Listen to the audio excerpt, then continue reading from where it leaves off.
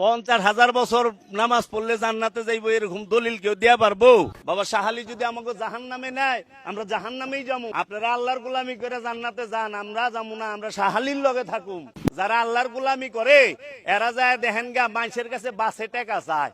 নামাজি জান্নাতে যাইবো না, পবিত্র নব জান্নাতে যাইবো। আমরা উসিলা ছাড়া কোনো কিছু বিশ্বাস করি না। আমরা চামু বাবা শাহালির কাছে, শাহালি আমাকে উসিলা, বাবা শাহালি আমাকে উসিলা। বাবা শাহালি যদি আমাকে জাহান্নামে নেয়, আমরা জাহান্নামেই যাবো। তুমি যেও না কোনো মাজারে, তুমি ঠেকিও না কোনো মাজারে মাথা, তুমি বাঁধিও না কোনো তাবিজ। কোরআনের নামে অজু ছাড়া কোরআনকে তুমি এখানে ঝুলাইও না।